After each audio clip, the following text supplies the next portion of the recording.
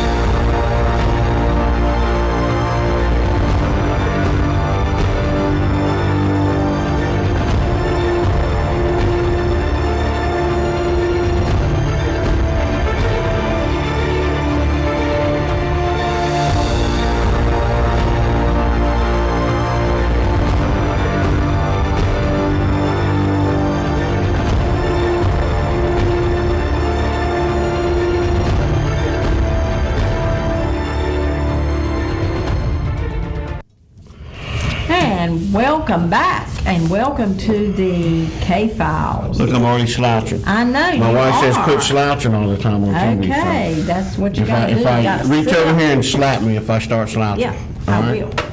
Okay, well, Linda Kay with us this morning with the K-Files again.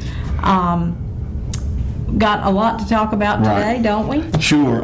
First of all, folks, later on we're going to have Amelia Harper with the Rocky Mount Telegram. We worked together for 5 years, and we did a lot of good, important stories. And she's going to be here. She's going to talk about Newt Dickinson and whatever else we can get into. And then we got 2 cases from Wilson to talk about after the break. Okay, Wilson folks, y'all listen up. Yeah, Jackie Lynch is the mother of Travis Lynch. He's been missing since 2003. We went to her brother's house. There's Amelia right there. She there's Miss Lynch. We'll be talking. Have a video with her in after the break. She has been through a lot in the last 16 years. I can tell you that. And then we've got Christy Ruffin, who is the sister of Tammy Grady, who I interviewed in downtown Wilson last week, and we're going to have that video. Okay. It's some real heart-wrenching, eye-opening stuff, to be honest with you, those videos. Because I mean, it's one thing for us to talk about it. It's another thing to hear it from the families of these people. Oh, absolutely. Who were in both of those cases are missing persons cases, but in both cases they're probably dead. So Well, I do more than likely completely dead. So it's a tragedy all the way around.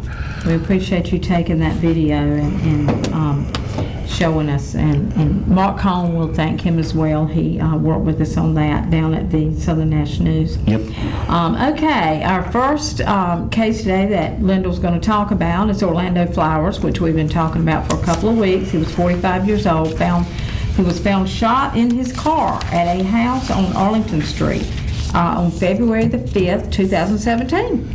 And you already corrected me because I think I had Arlington Road, right? Well, it's just a small mistake. Well, I believe me, I make them. You better I do believe too, that. you know that?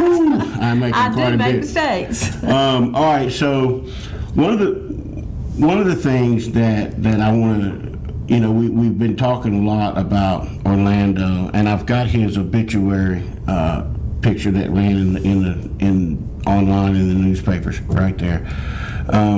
He was a good guy. He was a guy that got into some trouble, like we've said. He spent about 4 years locked up for drug convictions and an assault charge. So from 93 to 97, he was in prison. Right. Okay, but the difference about Orlando that you don't see in a lot of cases is he apparently learned his lesson, because after 97, that was it. Wow. Nothing else. Clean record after right. that. And no infractions in prison. Right. So I mean, he realized that he was on the wrong path. Right. And from all accounts, including law enforcement, he straightened up after that. So he paid his dues. He paid his time to society, and then he straightened up. Right. So no trouble after 97 at all. I wanted to talk about, when I was looking through his autopsy, and then I talked to his sister a little while back. He had a lot of tattoos, and tattoos were important to him. He got most of them while he was locked up, and tattoos are pretty important to folks in prison, because I mean, like, I don't know if How do you get them if you're in prison? Well, how do you get anything? You can get anything when you're That's in prison. wild. Yeah, Okay. you can pretty much get whatever you want to if you're willing, if you got somebody that can pay for it. So anyway, when I was going through this, I was thinking about the movie Cape Fear. I don't know if you ever saw that with Robert De Niro, but he was in prison and he had a lot of tattoos. And I remember Robert Mitchum, when he made him take De Niro's shirt off, and he was like, I don't know whether to look at him or read him. Wow. Orlando was like that, So just really quick, folks, on his right arm, he had a lion. He had the word beast. He had a crown. He had his birthday, and he had stay focused written out in tattoo. So, wow. That's what he did in prison. He stayed focused. He stayed out of trouble. On his left arm, he had Ted, which was shortening of his middle name. When Terry Pittman was on here, he talked about how they called him Lynch. So that was, and he had no regrets. He had praying hands. He had an angel. Great. On his back, he had the word vertigo. So he was I actually didn't know his birthday. I could have figured out. In September, is that a vertigo? I don't really know. I think it is, because my wife's birthday is October 23rd, and she's like can be two different things. Right. That's about the changes around right. 20. Okay, so on his chest, he had Stairway to Heaven and Heart of a King written across his chest. And then to let you know that he had some rough times, right? His autopsy lists scars, serious scars on his face, chest, back, stomach, arms, and legs. Good Lord. So this guy had been through a lot in his previous life. When he was committing crimes and then in prison. So the guy, he'd been through a lot. Okay, so I want to get to his autopsy now and talk about. I've got an autopsy photo where he was shot 5 times, right? And he was in his car. Like we talked about last week, he watched the Super Bowl with his friends.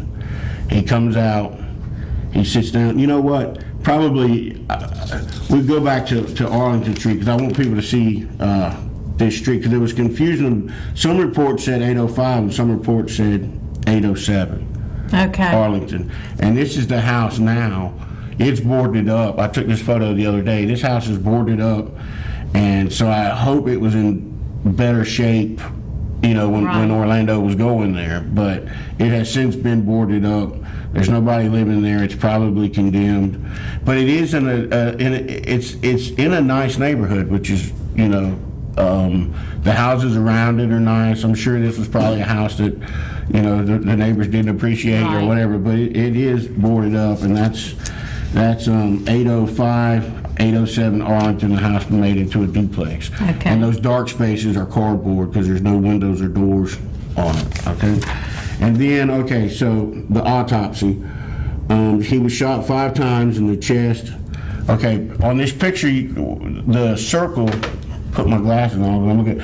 The circle is where he was shot. That's the entrance wound, right?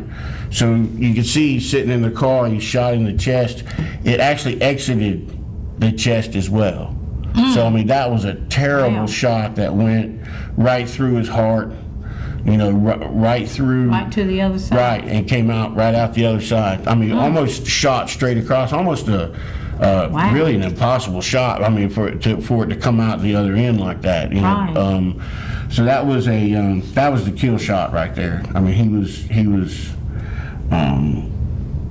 you know, he was probably dead at that point. Yeah, with probably. that, you know, because that is a massive wound to the heart, and then the exit out of the same area. I mean, it would, you know. What kind of gun was he shot with? Well, you know, we talked about before, probably a revolver, because there were no that's shell right. casings Yeah, at the yeah, scene. yeah, There were no that's shell right. casings, so it was probably a revolver. Exactly. I don't think these guys policed up their shell casings, and they, Right. you know, so it was, and it was 5 shots, so revolvers got 6 shots. So Right. I mean, you know, that's all guessing, but Sounds the like authorities think the same thing on that. All right, so then he was shot in his left eye. So that chest wound would have come. He's sitting in the driver's seat of his car. The chest wound would have went here, come out, you know, like right out through there. He kind of slumps over a little bit. He catches one in the left eye, Right. and then they shot him 3 times in the lower back area as he was laying over. And the shots they weren't close enough to leave gunpowder, but they were close enough. I mean, these shots broke his pelvis. Right, so I mean, Wow. so I mean, it was. I wonder too, as we get into more about why he was shot.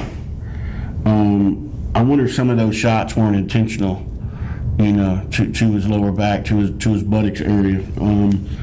You know, we'll find out. His toxicology report: he had been drinking. Right, he was watching the Super Bowl. He didn't have any drugs in the system. But, I mean, he was watching the Super Bowl. I imagine everybody was drinking that Well, night. yeah. You know, so, Yeah. but the amount of alcohol that he had in him would have led to euphoria. You know, I don't know which team he had, depending on whether his team won or not. He probably a little bit happier. Decreased inhibitions, diminished attention and judgment. Right. So Orlando, like what I'm going to really get into next week. Somebody tried to kill him 3 times before, in the immediate weeks leading up to this. So it's like he gets a little tipsy at the Super Bowl party, walks outside, somebody's lying in wait for him, Right. shoots him 5 times.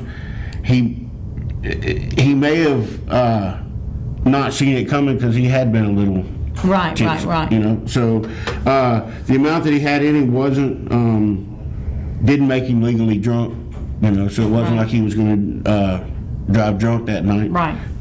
But it did diminish his attention and his judgment. So he's watching the Super Bowl. He comes outside. He gets in his car. Pop, pop, pop, pop, pop. The people are gone. The shot spotter goes off. People are gone. You know, long before anybody Right. gets there. Oh, sure. Yeah. And that goes back to why I think it was a revolver. You know, no casings at the scene. I mean, it is a tragic case of a guy that turned his life around a long time ago. You know, this wasn't one of those last minute, you know, jailhouse Jesus conversions, right? I mean, he no crime, no criminal activity, nothing but a good man, a father of 6 children from 1997 until he got killed in 2017. You know, so folks, we're going to get into more of it. The folks that law enforcement believe killed him with pretty good reason are gang members. This was not a gang-related shooting, but it was the fact that gang members had weapons and the wherewithal how to do it. You know, we'll talk about what gang that is. It's a local gang, and you know what's going on with that gang. Okay. So that'll be next time. Next week we probably got a few more weeks to talk about Orlando. There's a lot to get into when we start talking about the love triangle that led to this very senseless murder. Absolutely. Right. We'll be right back. We've got to take our break. We'll come back and talk about Travis Lynch.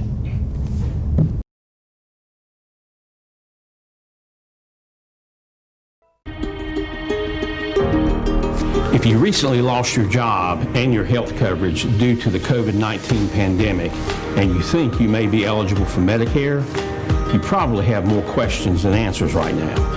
Statewide Insurers Group, All Things Medicare, can help you with that. We can provide the guidance and the answers that you need to get the benefits you may be eligible for. Don't let this time of uncertainty jeopardize your eligibility for your Medicare benefits. Remember, relationships matter. Call Statewide Insurers Group today for the answers that you need now. 316-8166. In the market for new or used guns, look no further than Carolina Jewelry Pawn and Gun. Whether you want to buy, sell, or trade, we got you covered. While you're here, check out our large selection of jewelry. We offer gold, silver, diamond, and beautiful estate jewelry. Looking for electronics? We have almost anything you can think of. We always carry new and used guns, so come here first and shop with a local business you can trust. Carolina Jewelry Pawn and Gun, serving you for over 25 years. 443-1668, 2552 Sunset Avenue, Rocky Mount.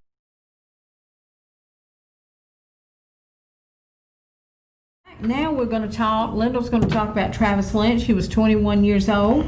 Wilson man, missing from Middlesex. We've talked about him for the last couple of weeks as well. Wilson man missing from Middlesex since Christmas Eve 2003. This case goes way back. Yeah, 16 years. I've been writing about Travis in the Spring Hope Enterprise every week since the anniversary of his disappearance, which would have been the last week the Christmas Eve of 2019. So we're talking 7 months now. I've been writing it. That's how complex this story is that I can write a different story every week for 7 months now, and it be something new every week. This story's unfolding. There's a lot of moving parts in this story. I'm really interested in this. The Enterprise's website has a section on its website with all the stories that are on there. So I mean, you can, if anybody's interested, they can go back and read all of these stories in chronological order and see how it's unfolded. I mean, when I started, I didn't have a suspect. I didn't know the suspect. Police did, of course. They've known the suspect since day one, and as you read the stories, you'll see, why. But I mean, this story's really been a journey for me. I've written about murder cases for 20 years now.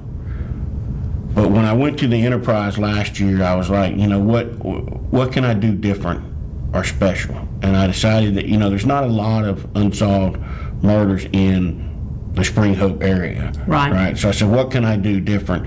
And that's when I said, I'm going to try to write about this case every week for a year and see if we can't get something done. And there's been a lot. I've written 2 stories so far about the tips that have come in that have advanced this case. So who knows? We like I said last week, we might get somewhere, or we might not ever get anywhere. You've been working very hard on it, Lyndall, and hopefully between what you've done over the year, over the last few months, and then now we can hopefully picture there's Travis right there. He was 21 years old, like you said, and he disappeared Christmas Eve 2003. He was at his girlfriend's house. Never made it home. No one believes that he made it out of his girlfriend's house alive. So if you want to get all those details, it's all out there. But what I did was I've gotten to know, when Major Strickland was on here, she talked about getting to know Travis's mom, Jackie Lynch, and Yes. I mean, over the long years because Misty was Travis's resource officer in junior high. Right. It went back a long way. Right. He went back a long ways for her. And the man that's going to be in this video, Joe Lynch, is a retired state trooper. He helped mentor Misty in school when she was Wow. a teenager. Right. So I mean, there's a lot of interplay between these two families, and so Major Strickland was there when we did this interview. When, like you said, Mark Cohn taped this Oh, for she us. was? Oh yeah, she was there. They go to each other's child's graduations and everything. I mean, she was. Wow. Miss Jackie wanted to make sure that Misty was there, and her husband showed up, and Miss Jackie made some cheese dip and banana pudding, and How it's nice. it's a weird situation to it's kind of like a funeral. When an old person dies and you go to a funeral, it's not really that sad. You're sharing the memories of them and everything like that. So it's kind of like that. I mean, they want to talk about Travis, but at the same time, as you'll see in the video, it's hard to talk about Right. Travis. We had to cut that video short. I had planned on about 10 minutes or so, and we got, I think, to about the 6-minute mark, and they couldn't take it anymore. Wow. His sister. It would just be so good to get closure for Yeah, the family. it absolutely really would. So here's Travis Lynch's uncle, Joe, and his mother, Jackie, and their family talking about Travis Lynch. All right, so we're here with Travis Lynch's uncle and aunt, his mother, and his sister, and her son. Right, so this is nothing formal, we're just going to have a conversation and just talk about Travis a little bit, and I'm trying to let as many people know as possible about Travis so that he's not just a statistic, because I've been doing this a long time, and that's usually what happens is when something tragic like this happens, the victim gets roped into a statistical format, and we don't want that for Travis, because everybody that I've talked to about him has had very good things to say about him. So here's where I shut up and let y'all talk however you want to. Just kind of tell me what your best memories about Travis is, and we'll go from there. First, I would just like to thank the authorities for all the hard work they have done in trying to resolve this most important issue for my family. I know it's been a long, hard road, and they have worked diligently on this case over the last 15 or so years. My sister, you just can't imagine the pain that someone goes through that loses a child and they know what happened to them. And then you put on top of the mystery of one who's missing and presumed to be deceased, and you don't know what happened to him. You have all kind of ideas what could have happened. There are rumors what could have happened, but until someone has the courage to come forth, or their emotions get involved with them to the point that they come forth and get this matter resolved. For as the legal system is concerned, this case will never be resolved as far as the family is concerned based upon someone being missing, but it will certainly ease the pain to some degree for my family and my sister if we can get some justice for this act that we this time don't even know how it happened. There has been, as I said, many rumors of who was involved and why it happened, but how it happened, no one has at this point been able to definitively say this person right here is the one who did it, and he or her is going to be held accountable. I feel strongly though that will come, and at this point the sooner the better. if we can get some type of resolution to this somewhat of a mystery as to what happened to my nephew. Thank you. Miss Jackie?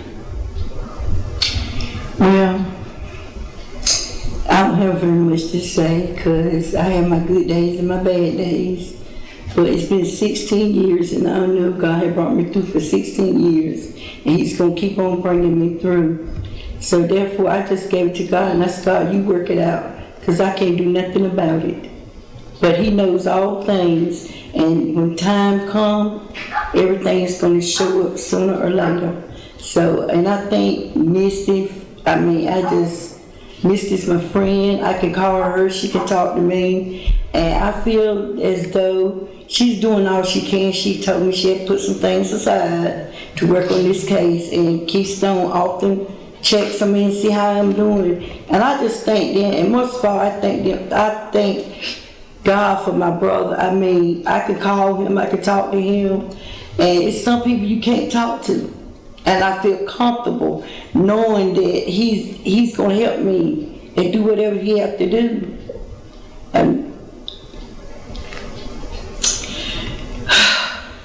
that's what I know we have had some sleepless nights over this incident, and I'm praying that whoever did this act also have some sleepless nights, because if they don't pay here on this earth, they will pay. They're not getting away with anything. Life just doesn't work that way. And I know if they got any kind of conscience at all, that they have some sleepless nights also. And eventually, I firmly believe that the criminal justice system will catch up with them.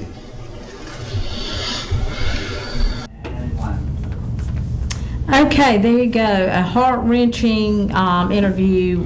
Thank you, Lyndall, for that with the family. Now, Lyndall, we're doing a lot of cases here, so we're going to have to be careful to go over every time. Tell me again now. They went to it was Christmas Eve. Right. It was Christmas Eve.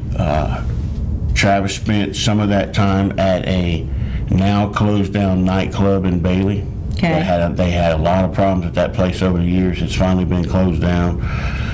He was at the nightclub with his girlfriend, Carlisha Whitley, and her family. And that's the last place that Travis was seen publicly. Now, who was with her? When you said family, who was that? Her uncle, for sure, Sean Whitley, who's locked up now. He was a big-time drug kingpin in Bailey, in Middlesex area. He's in federal prison now. So then other members of the family that pending legal developments. I'll not name all those folks, but those two particularly are named suspects in this case. Did they get along, the girl and Travis? Well, Joe Lynch at one point said that they had a volatile relationship. Now, they have been seeing each other on and off ever since high school. They met in high school. So they've been on and off relationship ever since. And even when they weren't romantically involved, they were still friends or whatever. So, I mean, they've known each other a long time. Right. There's some questions there. They're at the nightclub in Bailey. The original story was that they went back to Carlisha's house, which is in Middlesex, and then he tried to drive home drunk and crashed. But nobody outside of the Whitley family really believes that he made it out of Middlesex alive. Wow. A story that it was not. A story that I still missing. Right, a story I just wrote this week details how the Whitley family knew a junkyard owner in the area at the time.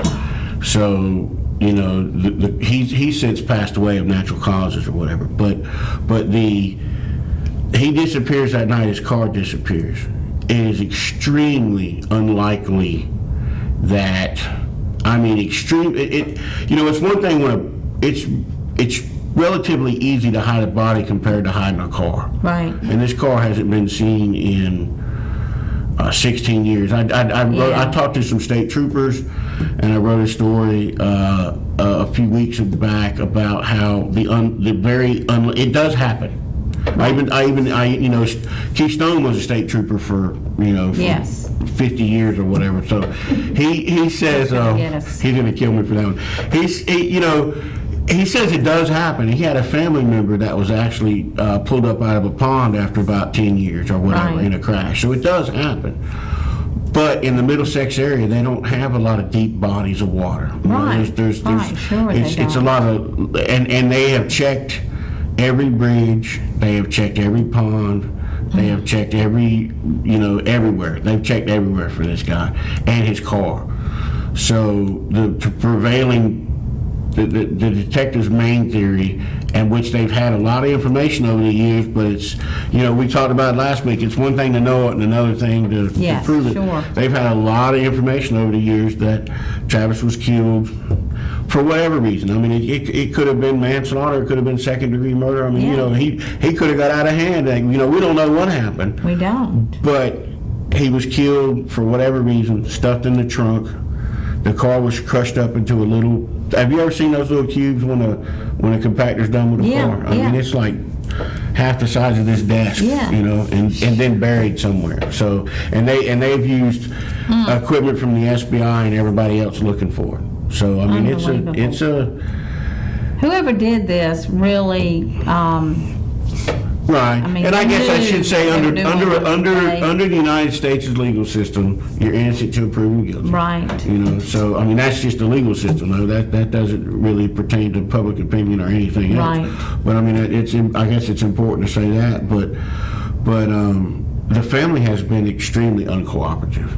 Wow. They went over the Lynch family went over to the Whitley house. You mean the girls' family? Right. The girls' family. Oh, yeah, absolutely. The Lynch family went over to the girls' friend's house the next day, and they wouldn't talk to them. Why? I mean, that to me right there, that raises all suspicion. The girlfriend participated in one interview, one newspaper interview for the Telegram back in 2004, right after it happened. And she's refused to speak to anybody since then. Wow. And she's taken a lie detector test. She told me that she passed it.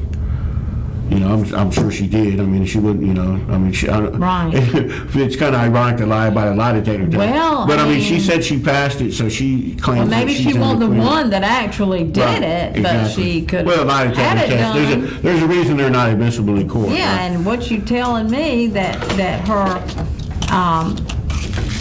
brother, her whoever, her uncle was the kingpin, drug kingpin. As a matter of fact, I'm sure he knows a lot of people. They were investigating him, and they were looking all into him and his operations. And then when Travis disappeared, it sped everything up, and he went to federal prison. He's been in federal prison since like 2005. I think he's getting out pretty soon. So I'll try to interview him and see how that goes. Right. Okay. Now, let's go to Tammy Grady. Tammy Grady, Wilson people, listen up. She was 34 years old, missing from downtown Wilson since Thanksgiving of 2019. Right. Olivia Neely, who's the crime reporter for the Wilson Times, she's covered this story 4 or 5 times. Done a really good job with it. That's where most of my information came from. Christy Ruffin, who is the sister of Tammy, she contacted me a couple of weeks ago and said, hey, can you do something about my sister? So, we talked about early on in the show that if family wants us to do something, if we can, we're going to. Oh yeah, sure. If you come to us, yeah. Right. So we did the interview at the library. It's a very short interview. That's Tammy Grady. The video is very short because a lot of times people repeat themselves. I believe in short. I write short, write a million. Yeah. I write short. I just believe in doing, getting the job done. There's no sense in hanging around. The video is short, but it's powerful, and it's Christy's. We met at the library. This is filmed outside the library. We were, she was just talking about her sister, and the hotel, which after the video goes, we'll talk about a little bit, is just right down the block from where we were at where the last place Tammy was seen. So, I mean, I guess we can do the video. Roll it. Can I say roll it? I've always wanted to say. Say roll it. I always wanted to say stop. And my sister is Tammy and Grady. She went missing on November the 23rd, 2019. I'm reaching out to the public and I'm asking anyone with any information that can help me to find my sister. Please help me. Please give her back to us so we could bring her home, so I could find closure and so I could find peace. She was my best friend, my only sister.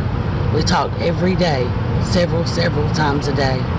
And I know someone out there knows what happened to her and where she is, where I could find her, how I could find my closure and my peace.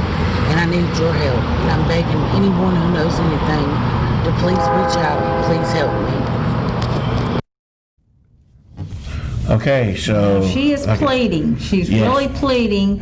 And if anybody knows anything, the number's on the bottom of the screen, 406-6736 for any of these cases. And That she's goes not for any going. case. She's not going to give up. I can tell you that right now. She's determined. She's absolutely Well, determined. it's her only sister, as she said, her best friend. Right. Absolutely. And there's And so she was living there's in a some really hotel. diabolical situations in this. I got a picture of the hotel. If we could show that, she was. That's right in downtown Wilson, aptly named the Heart of Wilson. Is that thing still open? It's still open. It Golly, is. I remember that when I was a kid. Yeah, yeah. You probably spent some teenage nights there too, right? No, I Anyway. didn't go to Wilson much, but when I was going to Wilson, I remember that hotel. Okay, so she was there. Tammy was there. Witnesses and video, surveillance video shows her getting into a cab and leaving, right? And then we can skip the grocery store photo. What's his name? Lee. Lee. I'm sorry, Lee. We can skip the grocery store photo, but if you want to show that cab company, that'd be okay. Great. This cab company picked her up, right? Took her away from the hotel. They would not talk to me at all. But the sister says that they told that the cabbie told detectives that he remembers picking Tammy up, but he don't remember where he dropped her off at. Oh, wow. You know, so come on, That's folks. important. Right. Absolutely. He don't remember where he dropped her off He at. had to. Right. I mean, especially if he remembers picking her up. You know, I mean, I can understand if he doesn't remember anything that night, that day. But if you how do you remember picking someone up but not Yeah. remembering where you dropped them off at? There's a real mystery here, folks, and it's going to lead to when they find Tammy, who the sister and I and pretty much everybody agrees is dead. When they figure all this out, it's pretty deep. From what I know, I don't want to say I talked to a detective. He's asked me not to say certain things about this case. Okay. It's going to get really deep when they get to this. So that's Tammy Grady, missing from Wilson since Thanksgiving. Please, if you know something, Yes, please call. come forward. And there is, don't forget, we do have reward money, folks. So you can get a little money if you, it depends on how much your tip is worth to the case as to how much you get, but you can get up to $15,000 at this point. Is that Yes. not correct? Yes. And so if you know anything, please call the number. It's completely anonymous. It's completely anonymous. You do not have to say who you are, but any tips are greatly appreciated. We really need to solve these cases. Orlando Flowers, Travis Lynch, Tammy, Grady, any of these cases, we would appreciate you calling. And any of the ones we've talked about in the past as well. Okay, we're going to take our break, and then we'll have Amelia Harper.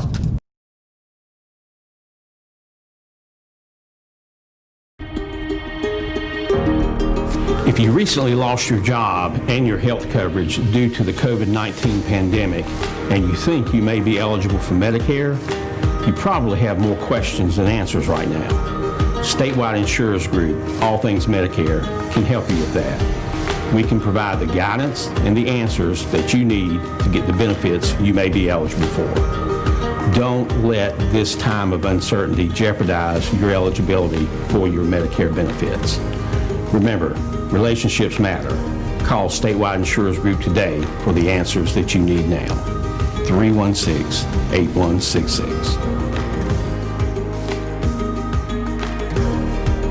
In the market for new or used guns, look no further than Carolina Jewelry Pawn and Gun. Whether you want to buy, sell, or trade, we got you covered. While you're here, check out our large selection of jewelry. We offer gold, silver, diamond, and beautiful estate jewelry. Looking for electronics? We have almost anything you can think of. We always carry new and used guns, so come here first and shop with a local business you can trust. Carolina Jewelry Pawn and Gun, serving you for over 25 years. 443-1668, 2552 Sunset Avenue, Rocky Mount.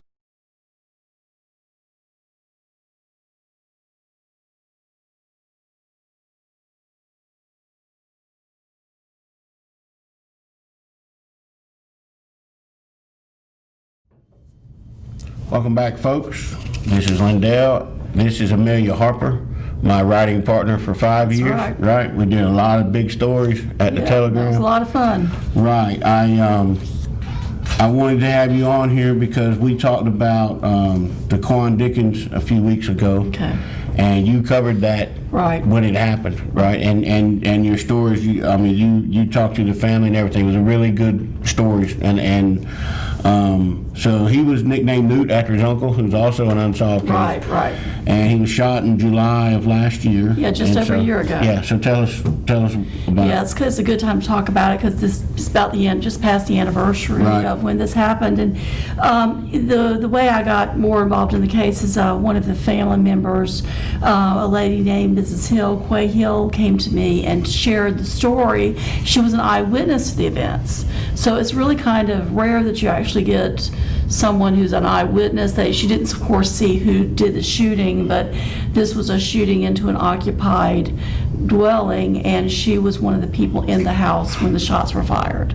Occupied dwelling has been a problem in Rocky Mount. It has, and I hope we can get into that a little bit more later because that's where a lot of these unsolved cases come Right. from, actually, because a drive-by shooting, either the people don't see, there's just either nobody around, or oftentimes people are just scared to come forward and talk about these. I think a lot of times when someone hears shooting into an occupied dwelling, they kind of, they don't think about how deadly that can be. I mean, Yeah. certainly in this case it was, but I mean, it can, it leads to murder, right? Yeah, I think sometimes it's people look at it as like Russian roulette, Right. because it's like, well, if the bullet hit somebody, then it was important, but if it doesn't hit somebody, it's not as important. And that's not the way I look at it at all, because like in this case, when you talk to the families, when you hear the circumstances, it is really a terrorist act. Right. And even if no one is killed, it's a criminally terrorist And it's a big act. deal to the FBI too. Yeah. I mean, it's one of their main reportable crimes. Well, yeah, and that's, of course, you and I had some issues in the past that maybe we'll get into later, because that's Yeah, we certainly we kind of cut your time short by accident today. So we do want to have you back Yeah. again and get into we'll get into all of that good stuff. So I mean, I think I just read a story the other day that it's come back around again, right? There's been a whole lot more There have shootings been. lately. Honestly, I couldn't get into the P2C this week, but bless the police to citizen, it's been down several days this week. So I was wanting to go through and just count them, but I'd say 8 to 10 times a month you've got a report of a shooting into an occupied dwelling or a vehicle here in Rocky Mount. And these really are just horrific events for the people involved. In this case, with Daquan Dickens, there were 18 people in that house. Jeez. There were only 2 men, Daquan and his uncle. There were only 2 men there. The rest of them were women and children. One of those children was as young as 4 months old, and that person, shooting into that home has no idea of where that bullet's going to land. I mean, and in this case, there were 18 or 20 bullets. Right. The woman that spoke to me said, there was a bullet for every family member there. Oh wow, that's good. And there was at least one person injured besides Yes. Daquan, right? Another family friend was shot in the face. My understanding is that she's doing well and is recovering from that. And then, of course, Daquan was killed, or Newt, as he's also called, but he was killed. And what was really poignant to me when the family came and talked to me was they said that he was shot through his name badge.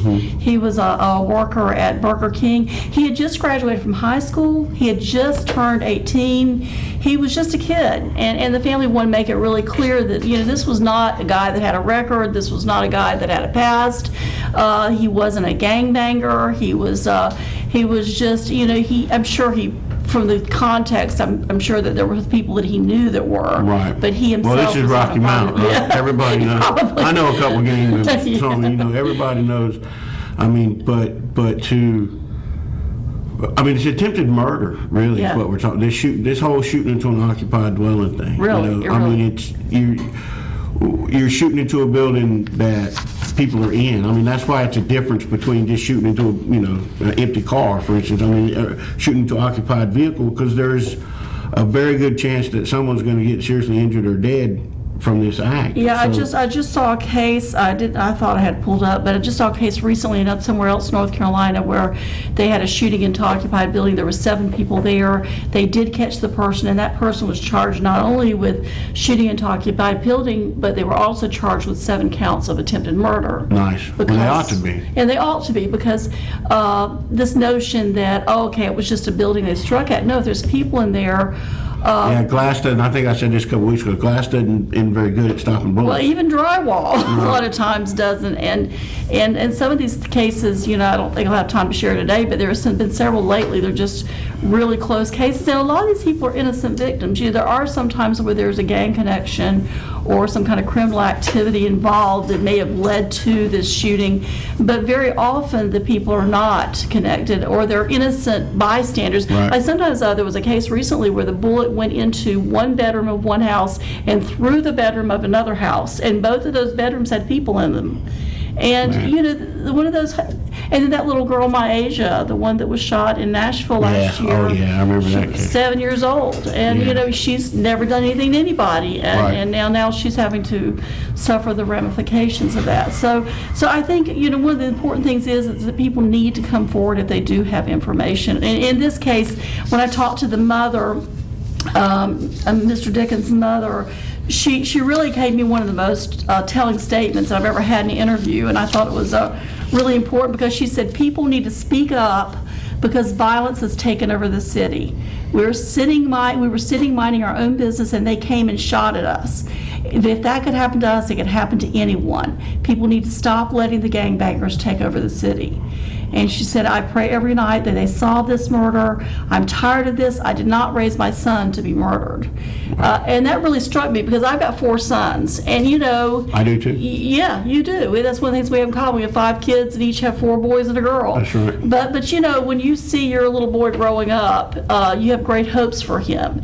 And you don't see him as a murder victim. And in this case, this young man had a certification from the high school in early childhood education. And that strikes me as a person that's a concerned person, a compassionate person, someone who has patience. You have to have patience to work with little kids.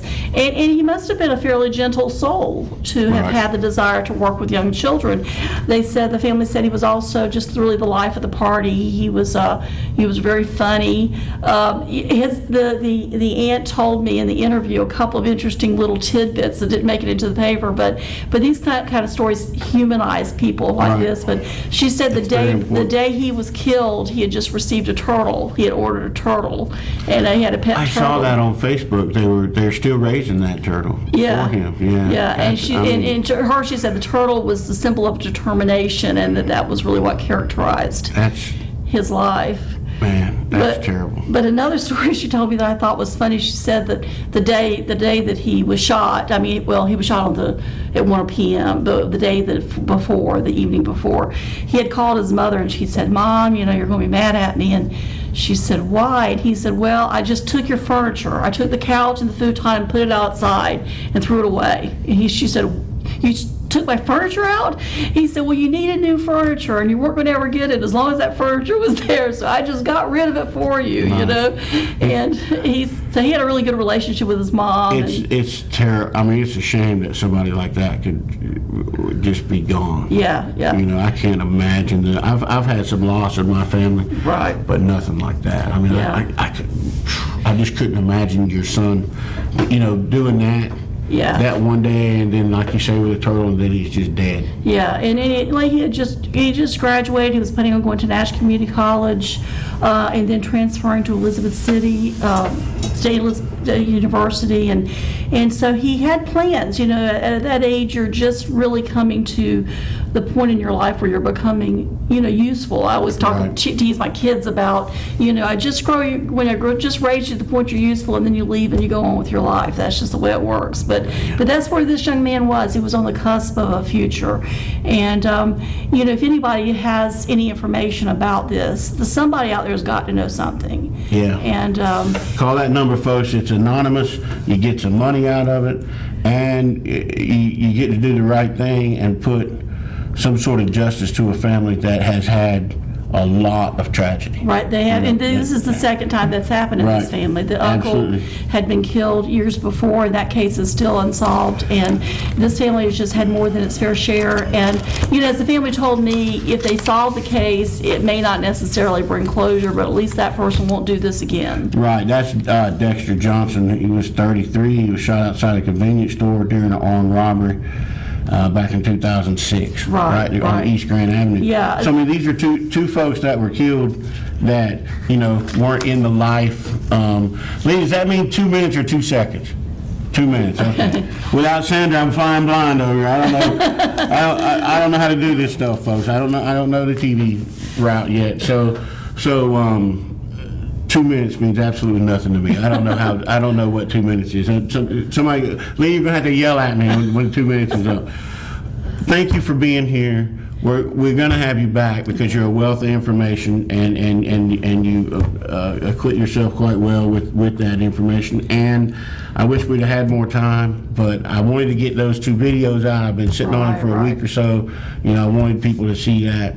I wanted to help those families. You know, so we'll have you back very soon. I mean, probably in the next few weeks. So be looking for that phone call.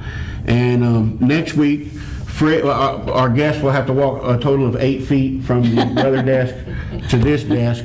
I don't want to give away Fred. I don't know if y'all have ever talked about it on the show before or not, but I don't want to give away Fred's past until he gets here. But Fred's prior law enforcement, and he has some very interesting stories to tell, and he was part of an agency that I think is very fascinating. I mean, extremely fascinating. You know, so he will step over after doing the weather next week. He's going to step over, and we're going to talk, and he's going to tell us about some of those stories. Yeah, Fred, I found out last week, school teacher as well, right? Right. So law enforcement, school teacher, weatherman. A renaissance man for sure. All right, Amelia, really quick, is your son made it back to China yet?